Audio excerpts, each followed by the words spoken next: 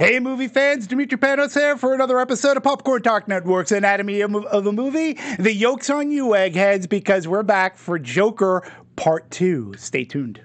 Welcome to Popcorn Talk, featuring movie discussion, news, and interviews. Popcorn Talk.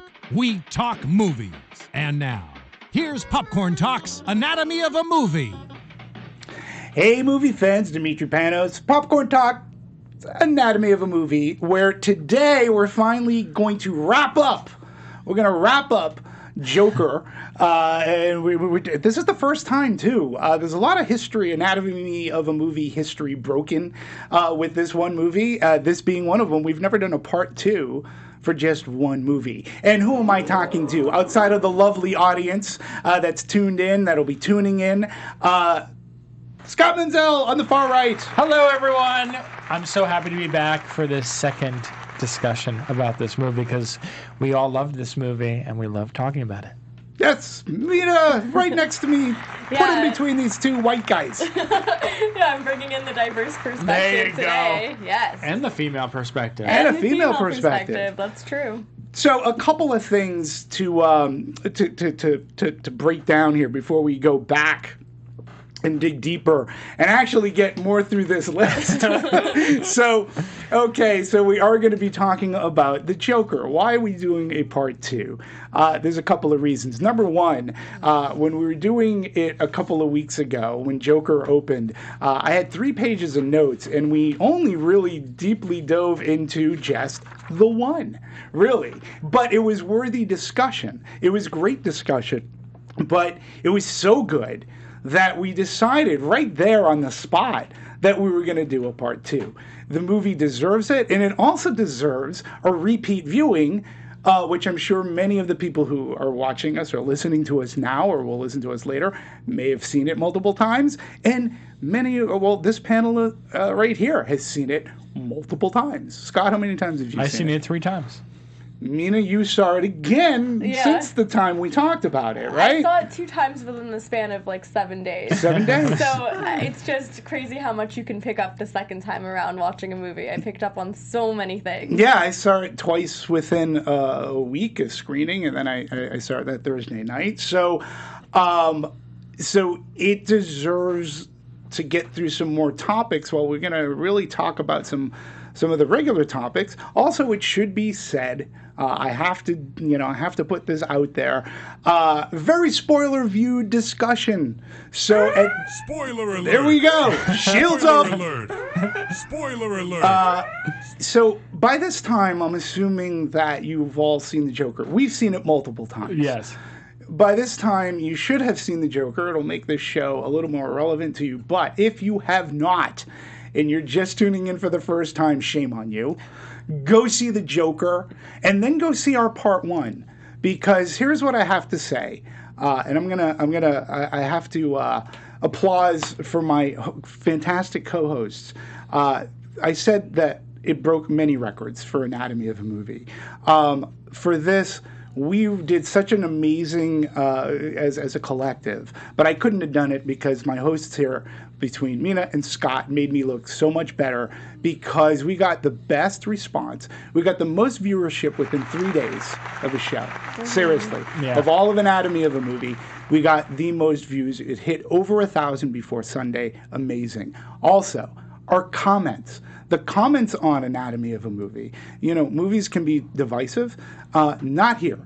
All of the comments came back, for the most part, extremely positive. And not only that, but people who are on YouTube, they were part of the conversation with us. We made them feel like they were part of something. And that to me is really special. Couldn't have done it without you. I have to give some props to some of the comments that came out. Straight Invigable said, absolutely love this movie, Oscars. I sincerely hope you do that part 2. Well, here we are. We're doing part 2. And then I blame Gravity 1.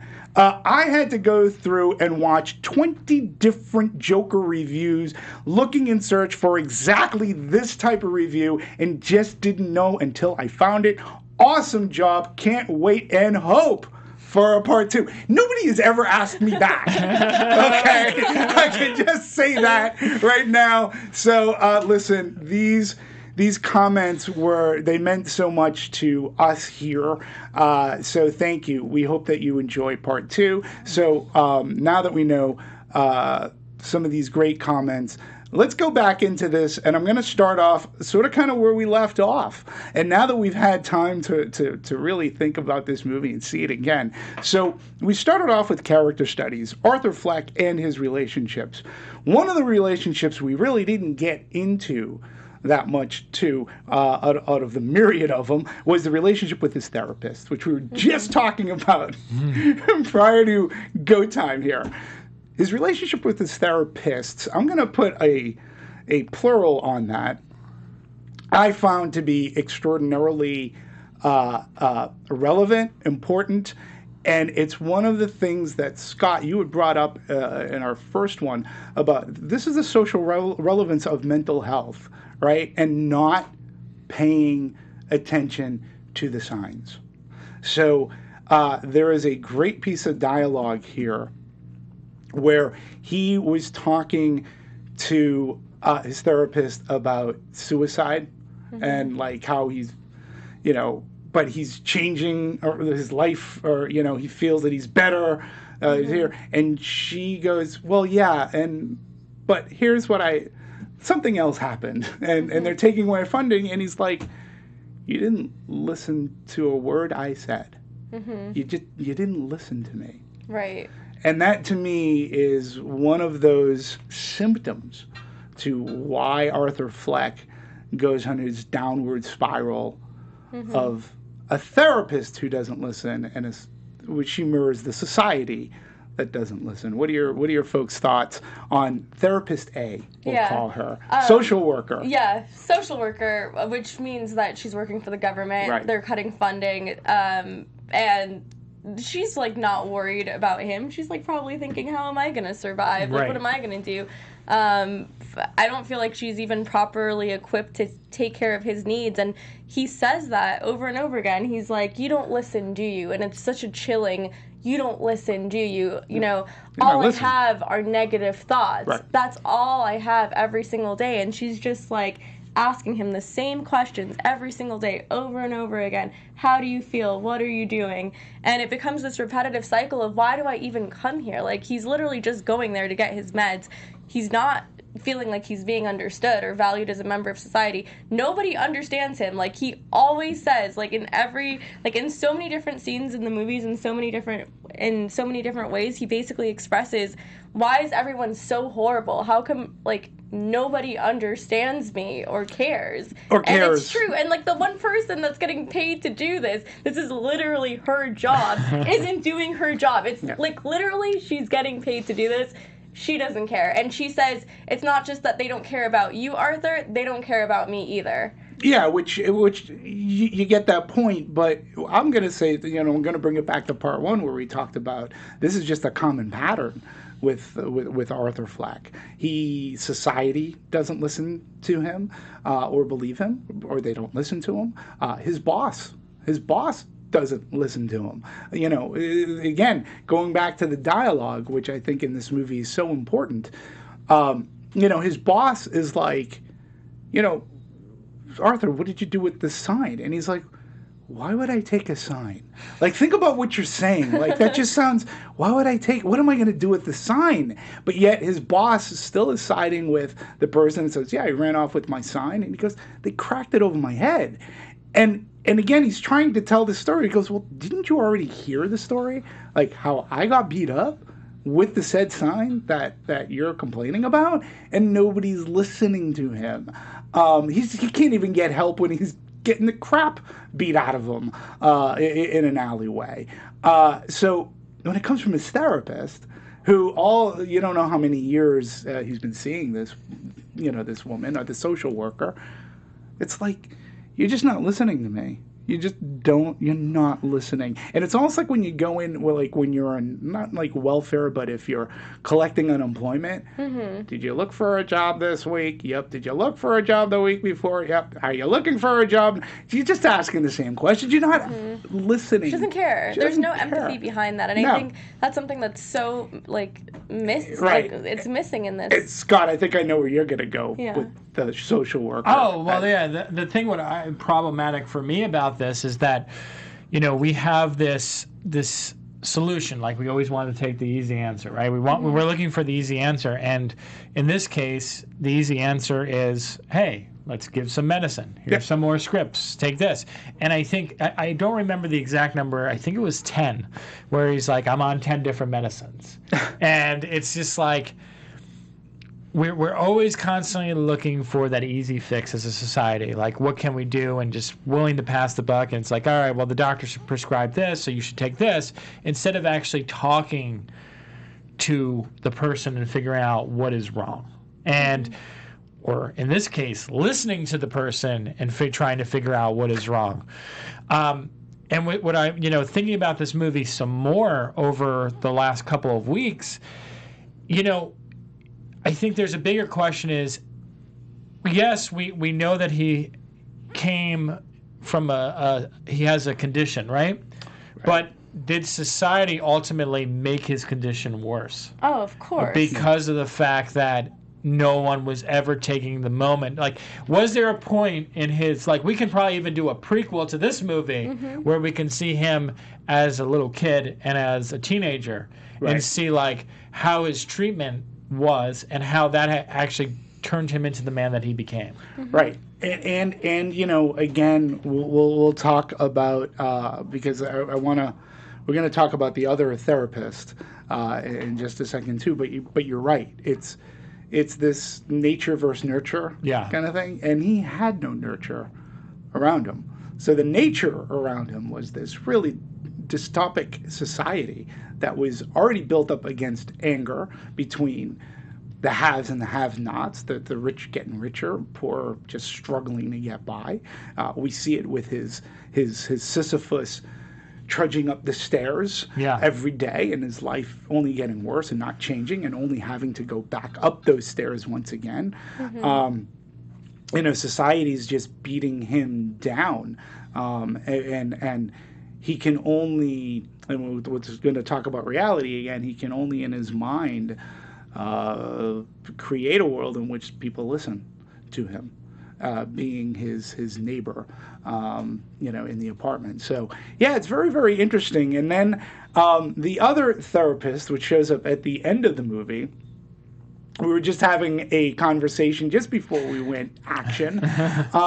And okay, so originally when I watched this movie, I believed the therapist at Arkham Hospital to be the same woman. She got a job. I believed it to be the social worker. And because of her graying hair, I took it to be some years later that after the bedlam and chaos and mayhem that happened in Gotham, I thought, yes, they had captured him. The reality is he's in this loony bin, Arkham, and he's talking to the same woman who has but she ends up it's not the same woman. And I actually learned, again, this is something else that I gathered from our comments. Yeah. Somebody had said that. And thanks to that person, because they weren't an a-hole about it. They were like, it actually wasn't, it's actually another therapist. And then we looked it up. And it actually is another therapist. Yeah. I was so embarrassed. Which is very interesting. Well, it was just the way she really did. When you put them together, they kind of mirror the same person. Yeah. But if anything, they mirror the demeanor and the personality. Because that therapist, too, was like... very similar. That's why I thought. She's like, what are you laughing at? And he's like, you wouldn't get the joke. Yeah. Right. And again, like, he's put into this situation. And I was like, oh, she is so dead. Because I thought, no, he gets, like, she's stuck here. I'm stuck here back with her? No, that's the joke. And I think it's common. I think we could agree that the bloody footsteps outside of the white room, she met a demise, but it wasn't the same therapist, but yet the same mental, the same wherewithal. Did you notice that when he laughed in that last scene, he was actually laughing and it wasn't a part of his condition? Like, I thought that was really interesting. Yeah. And even when you saw the footsteps at the end, I don't know if I'm going crazy because I watched it the second time around, and the first time and the second time around, when I'm looking at the footsteps, it was like left, right, and there was like a blood print, and then it skipped a blood print, and there was nothing there. You're right. And I was like, is that a continuity error? I'm like, it can't be, because this is a big budget film. There's no way they made that mistake. It had to be intentional. Why was it missing one bloody print on the left? Did he maybe not kill her? It was just that was just to mess with the audience about, was that in his mind again? I think that's what I took it as. Oh, really? It's kind of just, the movie is constantly you and I were very disagreeing with him about whether the mom was crazy. Remember, you and I were talking all about it, and someone in the comments also brought up, and I was so embarrassed that I forgot this, was that photo that he looked at, where TW on the back, right? Which therefore leads more into our point that maybe we could have been right. And if you continue to read the comments, somebody said, "How do you know she didn't write that herself?" Also, and also one more thing I found in this movie, when he takes the adoption papers and he's reading it, I try so hard to read every little thing the second time around, and it literally said on the paper when he's reading the documents, it said LOBOT and then it stops, and I'm thinking lobotomy, obviously. And if they did perform a lobotomy on her, that would explain why she has a positive association with Thomas Wayne, because she probably has a messed up and distorted memory, so she would keep the positive memories from long ago and not be able to have, present-day memories be accurate. That's why she's a little all over the place. It doesn't mean that she was crazy before, or that she had some sort of mental illness before. She could have just had that after the lobotomy because of Thomas Wayne. We really don't know, but we know she got a lobotomy because it said it in the paper. And I don't necessarily agree with that, because then it's too precise for a lobotomy. She wouldn't necessarily recognize her son. That's the other thing. I know. It's One Flew Over the Cuckoo's Nest, just completely gone, right? Yeah, and we've seen it in other movies how it's kind of hard to that whole storyline. The whole sequence with the mom. It's just that whole thing. There's so much conversation to be had, because I just feel like it's still just so unsure whether or not that's real. What elements of that is real versus not. Yeah. I mean, her explanation made a lot of sense when she's like, Thomas Wayne didn't want us to be together because of appearances. That makes sense. Yeah. It sounds like she's not, crazy saying something delusional. It sounds like that's grounded in reality. Again, I don't know. I mean, I can't.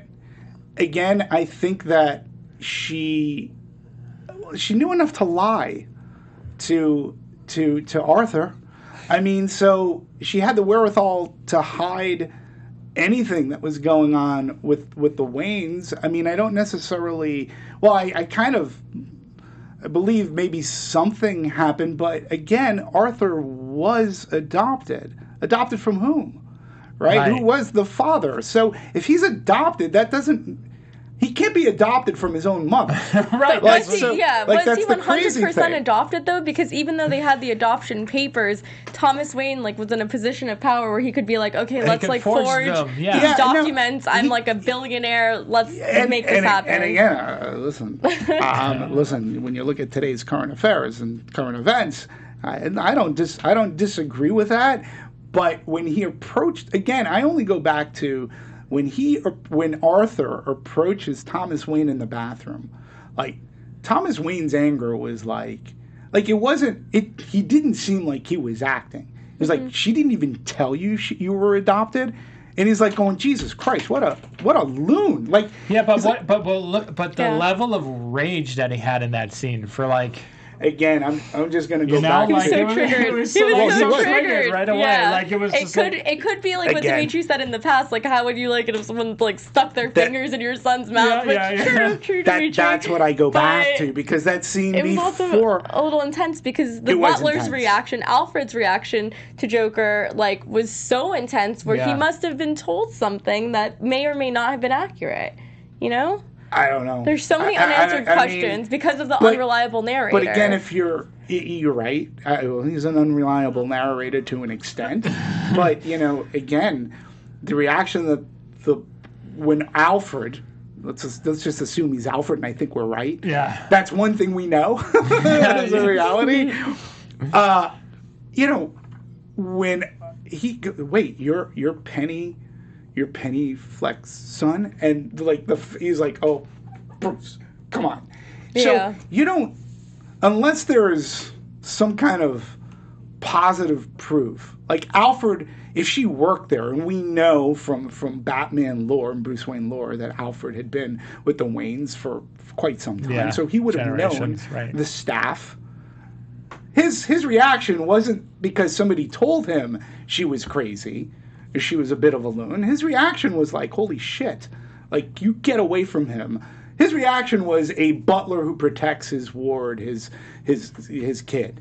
And he would have had some type of knowledge of his staff, because Alfred, like any good butler, you even get it from Downton Abbey, that they know their entire staff like really well. So it's a very interesting conversation, but yet she still lied in one way, shape, or form, which again goes back to our therapist, society, our bosses. It's a person who's not being upfront and is not listening to Arthur. And again, her cutting piece of dialogue is, you won't be a comedian, but don't you have to be funny for that? Yeah. Sad. It was like, and he just sat there. It was like, oh, what do you do? Yeah. Right? That's the best reason to suffocate your mom. Not supporting your dreams. Yeah. So, and this is going to bring me back to, because we can dive deep into this even more, right, is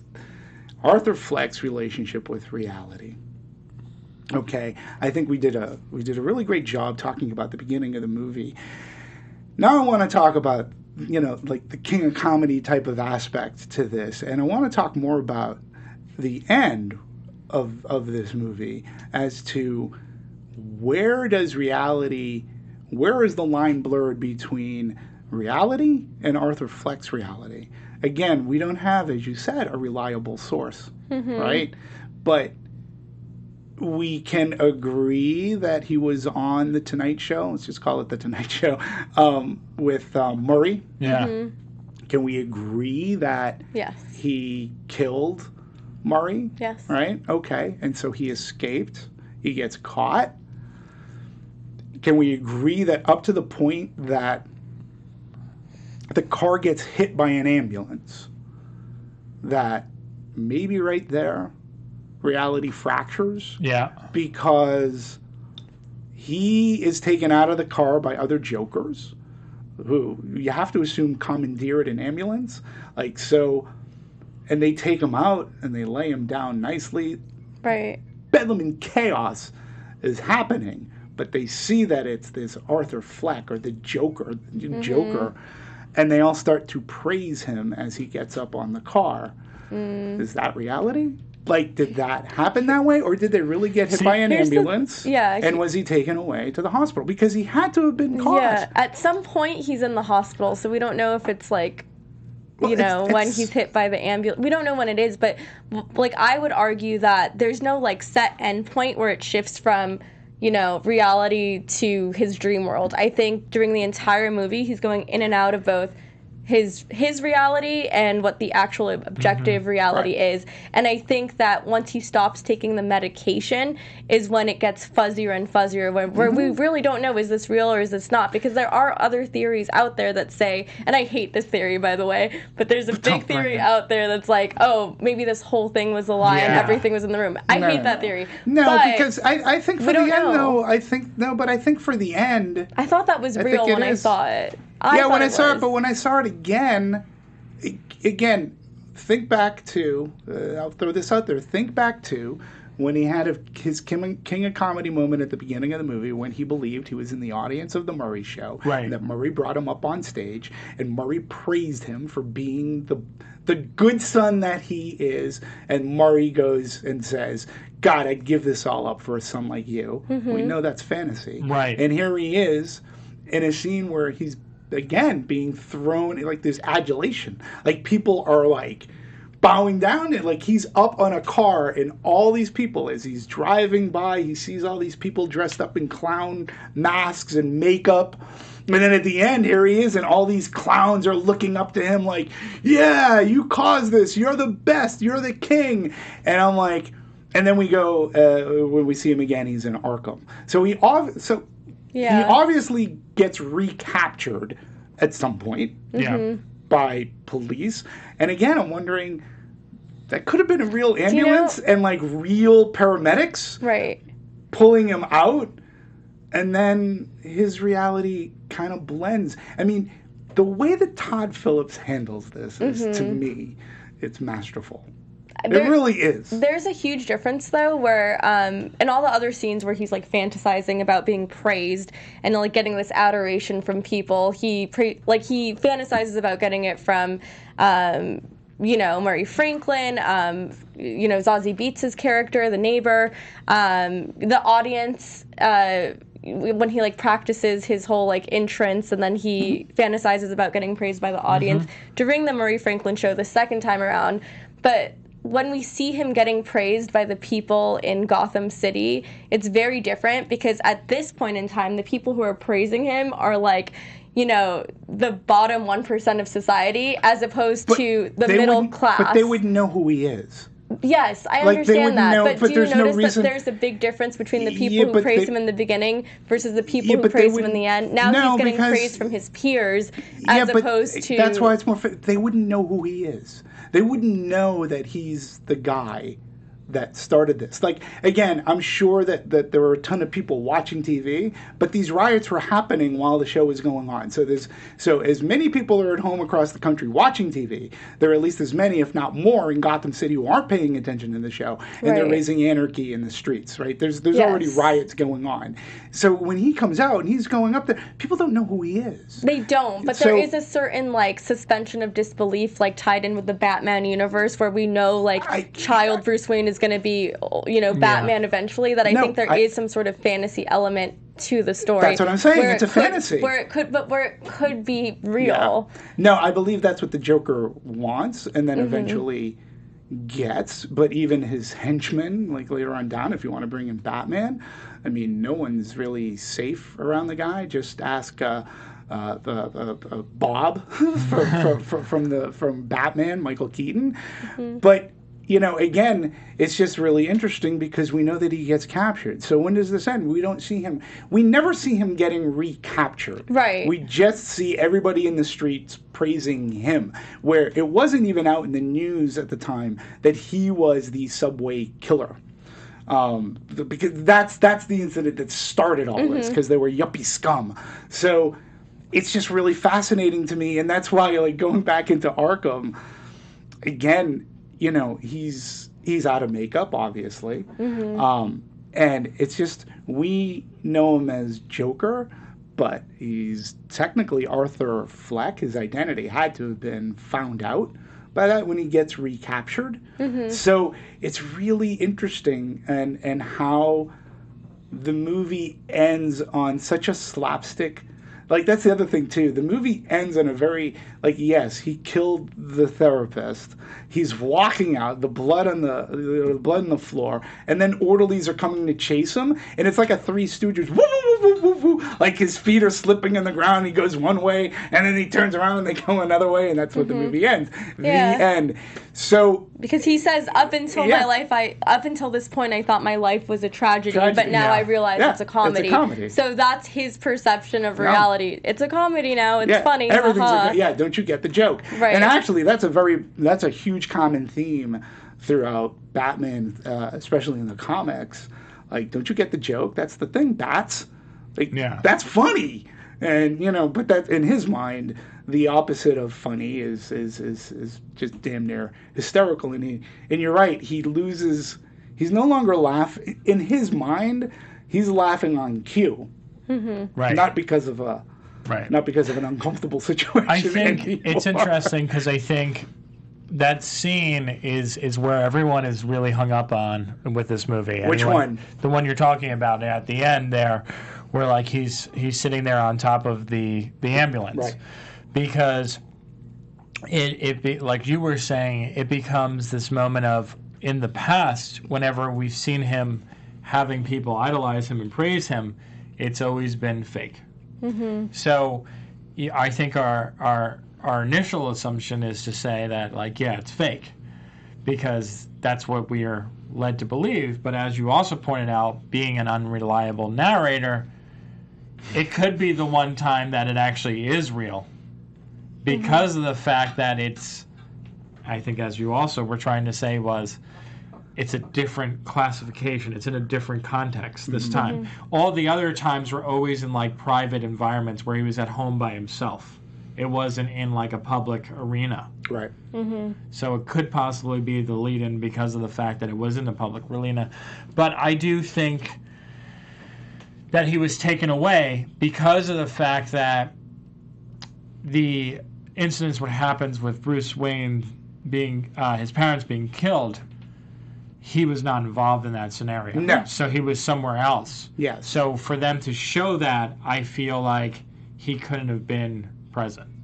Because I think they were just trying to show all the rest of the world. Right. And Like which he had was, started. Yeah, and which was very interesting, as that was juxtaposed to like the murder of Bruce's parents too. So and a friend and colleague, and actually one of the originals who started Anatomy of a Movie, who I saw Joker with the second time, was Phil. Phil's VTech, and yes, he still talks to me, so, which is amazing. Thank you for that. But yeah, he said something I thought was really interesting about the murder of his parents, because they made Thomas Wayne to be such a dick. He's like, it kind of took away the tragedy of it all from little Bruce Wayne. Like, it's like before Bruce, when his parents were killed, Thomas Wayne was always like Gotham's knight in shining armor, and he wanted to take that mantle on, but be that as this entity that could be changed. But when he's such a dick, he's like, in Phil's words, he had it coming. Yeah. He kind of had it coming, like where he was. So that's interesting how it sort of turns the Bruce Wayne origin a little bit on its heels. I didn't personally have a problem with it. But it also, what she was saying, and what we both agree on, is that if since the mother storyline is not so clear, if you take our approach to this with him being kind of like a corrupt asshole in power, who basically took, let's just say, this was his kid, and we know for sure that he had some sort of affiliation with Penny. And for him to completely ignore her in her time of need and when she was, whatever was going on, and to put her in the loony bin if that's what happened, that says so much about him. So it therefore makes that all the more powerful that you're like, kind of like, yeah, fuck that guy, I want him dead too, because he's a prick. He could have stopped this. Yeah. I think that's another part of the movie, is that he had the power so early on to stop all this from happening. Yeah, I mean, and he just ignored it. Thomas Wayne is different than what. Well, I can speak for myself. I, being brought up as a kid and reading the comics, watching the shows, the movies, it's a different character. Yeah. And I'm not sticking up for the character one way, shape, or form. I mean, he basically called the poor people clowns. Yeah. And he didn't walk it back. Right. And the movie makes a very fine point of saying he made no attempt to apologize for his remarks made yesterday or something like that. So, again, just holding a mirror up to society and being unapologetic for being a jerk. Right. So that, to me, is just, I think the ending is very fascinating. Todd Phillips and actually Joaquin Phoenix have talked about the end. They're always asked about the end, and they basically like its ambiguity, which I appreciate, too. Because I think it lends to this great conversation. Yeah. I don't mind ambiguity in an ending of a movie. Yeah. So long as it fits, right? Because we can all have opinions. It goes with the ending of Blade Runner. is a good example, or even 2001, what happened. Like, so, but there are other movies where it's ambiguous to be artsy, which I didn't, right? Yeah. You know, Yeah. we talk about The Lighthouse. Yeah. Right? I'm not I think of spoiling Broken anything. Flowers every time I talk about that. Anytime where like an ending where it just like the camera spins and then it just ends. Yeah. I think of Like Inception. No, I know no one's probably seen Broken Flowers, but it's like it's a movie with Bill Murray when he was trying to do the dramatic thing. Yeah. And it just ends, and I'm like, what the hell? Why did I watch this movie? It's just like there's no point to watch this movie. Which is gonna lead me into talking about ambiguity. Like, again, a movie where ambiguity works. I'm going to go back and I'm going to call it That 80s Show. I want to talk about the setting of the Joker as well. And I think that Phillips and his co-writer, they made a conscious effort to pick that time, to pick 1981. If you go, and I say 1981 because of a movie marquee that was advertising Blowout and Zorro the Gay Blade. Both those movies came out in 1981. One a comedy, and the other Blowout is a great Brian De Palma film, which again we're coming out of the 70s. So to put a little background from a historical perspective, right? Movies in the early 70s were very dark. They were, in the sense, nihilistic. They weren't happy endings, to be sure, right? And they were coming out of the Vietnam era. It was 1975 where Spielberg's Jaws sort of kind of was the spark that lit the fire for movie change, where movies could be entertaining without having to be nihilistic and dark. And they didn't have to have necessarily themes. And then we get Close Encounters, and then we got Star Wars, which really changed everything. And then this leads us into the 80s, where we still had remnants of those darker kind of, these movies aren't ending very well. And our horror movies in the 70s were dark and violent. And I've talked about Halloween coming out in 77, what it has to say about its society. But then we had movies like Network, which is a satire on the media. It's a satire on us. Yeah. and it is about networks and what's important. Is it important to get a good story? Is it more important to get ratings? And then a man, an anchor, who becomes this overnight sensation because he speaks his mind, he speaks the truth. He becomes this huge ratings getter until they try to tone him down and whatnot, and he ends up being assassinated on TV in front of all the viewing audience. And again, the ratings were like huge. I mean, Network is really a great movie. There's a lot of Patty Chayefsky, I think, in this movie. But again, when we're leading into going from the 70s into the 80s, then we had the movie that I think this movie really resembles the most, the universe that it's in the most, is Taxi Driver. Mm-hmm. Yeah. Which you had just seen for the first time. I saw it yesterday, wow. This week. This is a movie that Martin Scorsese, about a disenfranchised vet coming back as a taxi driver. It starred Jodie Foster. This is the movie in which I believe it was John Hinckley, who went and shot the president. He said he did it for Jodie Foster, which is pretty scary. So and that came right from the Jodie Foster character in Taxi Driver. But the parallels are crazy from this, the finger gun to the head. And De Niro's and Taxi Driver it's a character study of PTSD, if anything, coming out of a war, not really having much relevance, and it's his mind. He's losing his mind, and he wants to be a hero. So he fawns on there's Sybil Shepherd, who's supposed to be kind, pure, and then there's the prostitute who he has to save, Jodie Foster, who doesn't want his saving at all. Big shootout at the end. What's going on? Big bloody shootout, and the last we really see of De Niro is up against the stairs, and he's like just doing which completely mirrors this Yeah, movie. it does. Like so many times. And then when we talk about reality, we had this great discussion, again, before we said action. Hey, what's real at the end of Taxi Driver? Yeah, right? yeah. Yeah. Mm-hmm. So go ahead. So what did you bring up? Because I think it's relevant to Joker for sure. What I brought up at the end? Yeah. For Okay, Taxi Driver. yeah. So when I watched it, I was like, wait, there's no way that this is real at the end. Like, there's no way that he's a hero and, like, all these things have happened.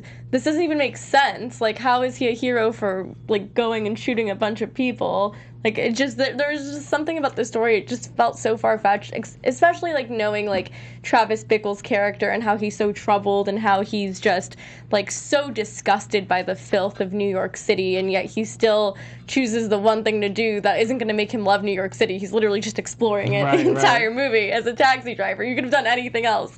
But he couldn't, though, because, you know, he was trying to find work post-Vietnam. And I'm just thinking, like, is this real? Like, if this isn't real and this was happening inside his head, like, what else in the movie was happening inside his head?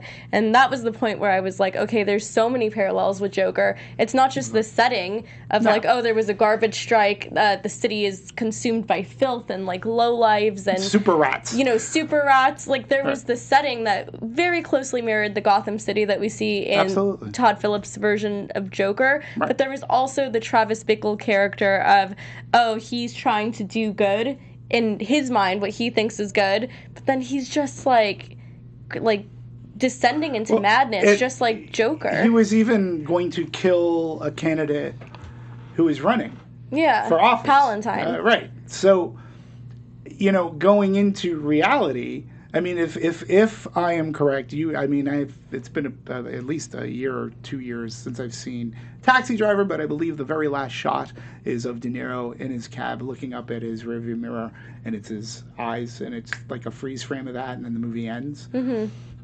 So, and for me too, like, it's right there. It's like, yeah, he didn't survive that kind of a shooting. Like, he's, you know, definitely, he's gone. But yes, it is another journey into the descent of how society treats people.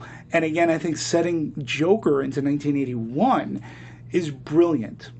Right. Because it has that gritty edge. If you set it to today, then it becomes a movie of today. It doesn't really necessarily... Mm-hmm. Yes, you could say it mirrors a lot what's going on, but he would be a school shooter if it was set in the modern day, honestly. And and I think that the topics of gun control, mental health, societal anger, you know, not being taken care of, I think those issues, and people being angry in the 70s. And I mean, it was, I mean, the movie also is basically talking about, which is why it ties in the network so well, is that it talks about the media basically creating this whole thing. Because if the media did not keep promoting this and promoting fear, it would not happen. It keeps giving him more power and more I don't know, more reason to do so. It's like, it's weird because all these movies, and you know, we also going to talk about King of Comedy, you know, it's these all ideas of these people who want to become something else, something that they're not. Something that they're clearly not. And they know that the media has the power to do so.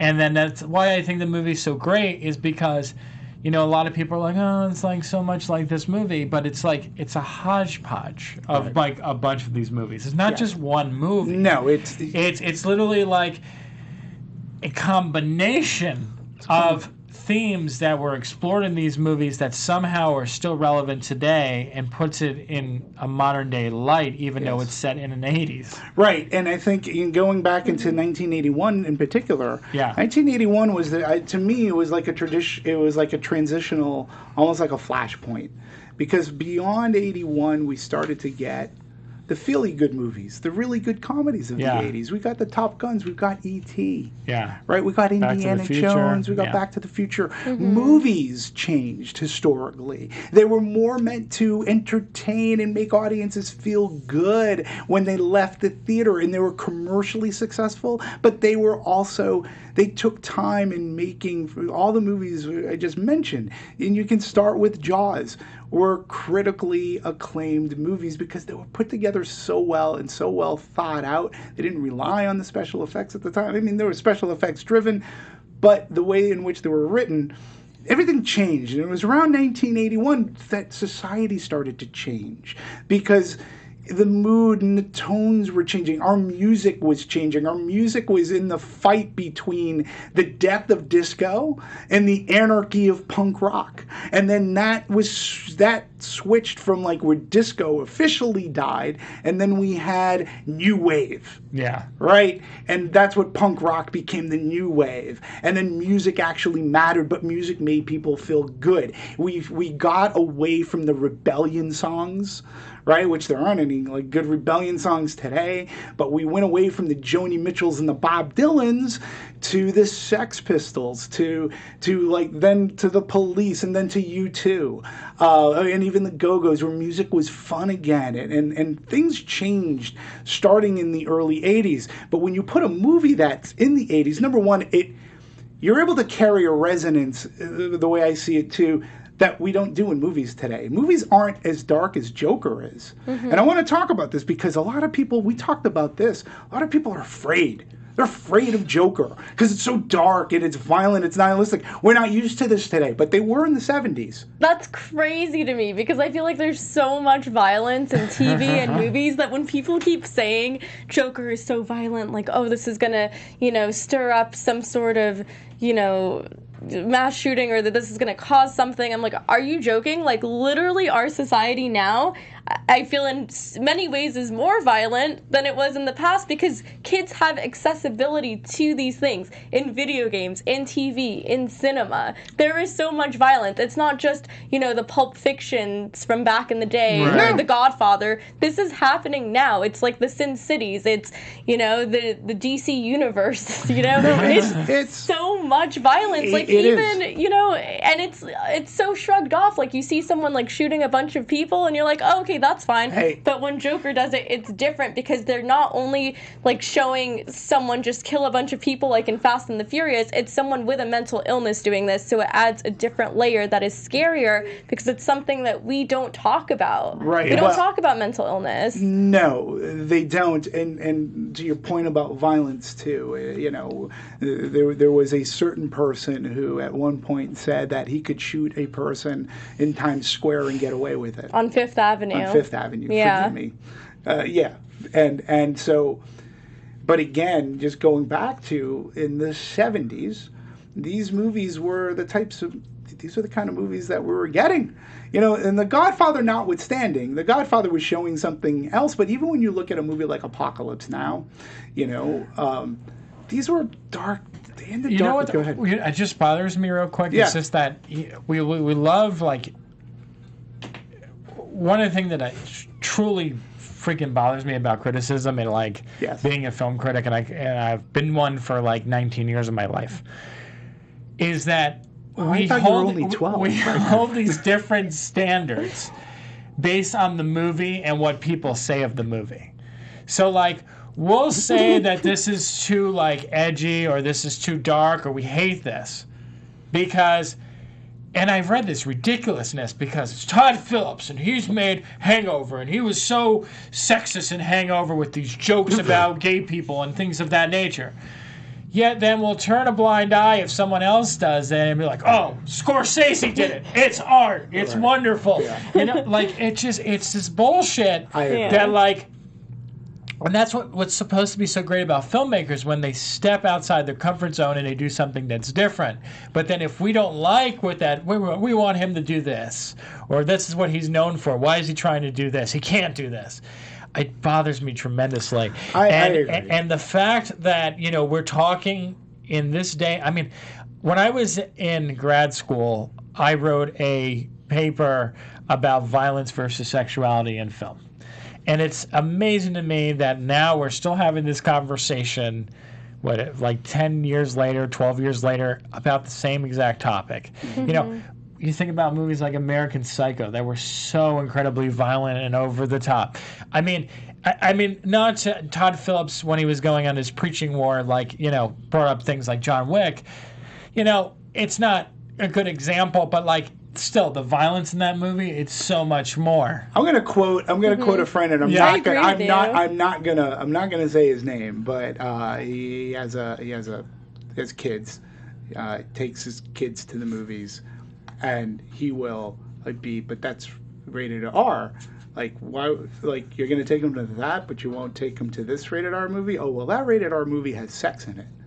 He goes, yeah. He goes, this movie just has violence. Yes. I go, we're desensitized by it. Yeah. You're not making sense. It's like people would rather have their kids watch, someone blowing up a school than like having sex with someone. But it pretends what the movie is, right? Like, it all depends. Like, okay, so John Wick is this, and I think this is what Todd Phillips was trying to say, but did such a bad job saying it, was that people are so okay going in to John Wick and seeing like 150 people die and get stabbed and blood flowing everywhere. Yeah. And in this movie, where the violence is very minimalistic, honestly, it's not that violent of a movie, but because it's grounded more in a reality sense, then it's like, oh no. Yeah, and this is where I think the controversy is silly. Yeah. I mean, I honestly think that it's silly. I think that, and this there's a reason I'm going this route here, because I think it's silly. And for people to call this, like, we're not in today's world of movies, right? Our version of dark is like having Spider-Man turn to dust. Yeah. Oh my God, he turned to dust. It's the most, even though he signed for a sequel, you still thought it was the most harrowing moment in cinematic history. Yeah. And this, but this. Again, and I think this is why it's brilliant for setting this in 81. Yeah. Because that's how it kind of was. Like, that's how the culture, the pop culture, I'll call it, the movies, had a cynical tone to them. And it was on purpose. Even King of Comedy, which we didn't get into, which also is about a person who wants to be something that he's not even close to being. He wants to be a talk show host. Yeah. He thinks he's going to be the next Johnny Carson. He thinks he's the funniest thing since Steve Allen. Since Steve, and it's his perception where he goes so far as to actually kidnapping the late night host so he could get on board. And again, that movie is a darkly comedic movie, also directed by Martin Scorsese. But when we talk about today, what movies do we have outside of some of the horror movies, like a Saw, could be dark, but they're not like Silence of the Lambs. Right. I mean, can you think of any movies? Gone Girl is the female equivalent of Joker in so many ways. She literally, we do, fakes her own rape and does like these crazy things to trap Ben Affleck's character into staying with her. Like, I mean, that's in some ways that's even crazier than what Joker does. It is. But what movies do we have today that we consider as dark? That one. Okay. Gone Girl is a good David Fincher movie. Psychological thriller. But it's a thriller. But how? Like.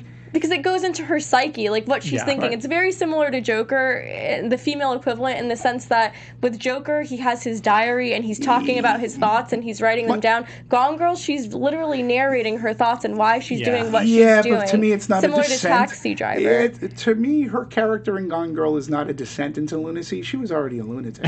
No, it is her descent into lunacy because she starts off like being happy and like in this marriage and then gradually just feeling like she has to put on a face. She's nuttier than a freak. If she can scheme a plan like that, she's already nutty. Like, to me, like, this isn't like, I love Gone Girl, don't get me wrong. Mm-hmm. David Fincher is great, and it's probably like Tyler Perry's best dramatic role. Let's be honest. But I don't know. There's no descent into her lunacy. She's batshit crazy, this woman, and what she's able to derive. But I say, like, I'm thinking like, what is a movie that's dark? Like, yes, Gone Girl, and that Gone Girl came out within the past decade. Pan's Labyrinth. Sure. Yeah, again, but it's not necessarily. I mean, okay, it's sort of like a horror-ish movie, but again, this is a dark movie. Right. And I think it frightens people. Yes. Like Gone Girl didn't frighten people, right? What? No, No, Gone I Girl. don't think. I was so freaked out Were you? watching that. I No, was Gone like, this Girl girl didn't is like frighten people. psychotic. And I'll say this too, and I know we have to wrap up. Please just give us a few more minutes. I apologize. But because I don't think we need a part 3. But I want to go into the Academy for this because, number one, I think Joaquin Phoenix should be a lock for Best Actor slot. Are we in 100%. agreement? Yeah. And I also feel that the movie Joker should be a lock for one of the Best Picture slots. I agree. And I think that the Academy will be too afraid to give it the Oscar. Well, They'll be too afraid. Here's the thing: if Black Panther was nominated for, Best Picture last year, there was no reason why Joker, as a character study, as a deep dive into Arthur Fleck's transition into madness, why it shouldn't be nominated for Best Picture. The directing, incredible. The acting, incredible. Cinematography, and the incredible. writing, I think, is spot on.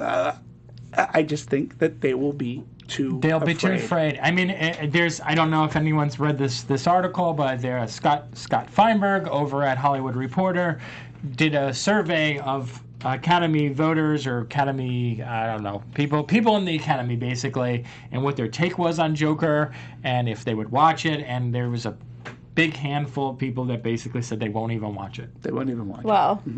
It's So, fascinating. It's yeah. fascinating. Yet, $213 million at the box office. So a lot of people are watching it. It had a great second weekend. It continues to do really well. I think that people have been finding it out, and I think in part because of the controversy. I also want to say in part because of maybe this show. Why the hell not? Why? In any case, again, Now you became Arthur Fleck? yeah, because it's all in my head. Yeah, this whole show, you don't exist. In any case, listen, I think this is probably another great show, folks. And I think that we did this movie the justice that it deserves. I wanted to thank you, Mina. Thank you very much. Where can people find you? You guys can follow me on Instagram at Mina Makes Magic, and please, please, please be sure to check out my Joker spoiler review. It's an Easter egg special on Popcorn Talk. It's called 3 Things You Missed in Joker. It is so good, you guys. So check it out. You can find me at Twitter and Instagram at The Other Scott M. You can go to WeLiveEntertainment.com. Thank you. And you can find me here on Popcorn Talk Network's Anatomy of a Movie, where we're going to have a lot more movies between now and the end of the year. We're going to try to do some deep diving into some indie films that are coming out because they need their justice. Also, on the Twitters, follow me at Demetri Panos. I wanted to thank everybody who tuned in and wrote our comments. Thank you so much. It meant a lot to the crew. It meant a lot to me as being on Anatomy of a Movie for over 6 years now. This is great. It truly is an honor and a pleasure to be here to talk about movies in general with you. Thanks for tuning in, all. Thank you to Popcorn Talk Network. Thank you, my great host. You really do make me look better, and that says a lot because I know how I look. In any case, see you later, folks. Bye. See ya. From producers Maria Menounos, Kevin Undergaro, and the entire Popcorn Talk Network, we would like to thank you for tuning in. For questions or comments, be sure to visit popcorntalk.com. I'm Sir Richard Wentworth, and this has been a presentation of the Popcorn Talk Network.